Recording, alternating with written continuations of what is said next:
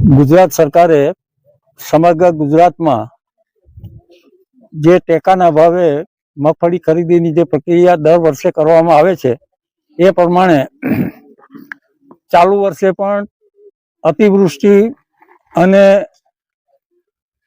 કલ્પના બારોબારનો વરસાદ હોવા છતાં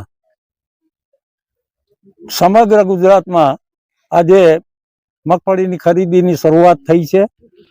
આજે ગીર સોમનાથ જિલ્લાના સૂત્રાપાડા એપીએમસીમાં ખેડૂતોની મગફળીની શરૂઆત અને ખરીદીની શરૂઆત જે થઈ છે, ખેડૂતોને દર વર્ષની ખરીદીમાં આ વખતે ભેજનું પ્રમાણ 8% સુધી ખેડૂતોને ભેજનું પ્રમાણ 8% હોય તો પણ વેલિડ ગણવામાં આવ્યું છે।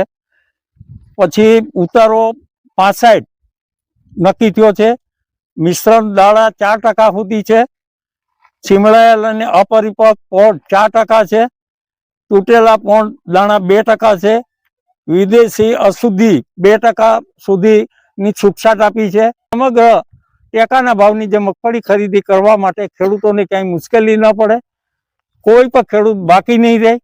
જેટલી નોંધ થઈ છે એ પ્રમાણે ખરીદી સંપૂર્ણપણે, કદાચ 5 દિવસ લંબાવવા પડશે તો પણ એ ખરીદી એક પણ ખેડૂતની ખરીદી બાકી નહીં રહે।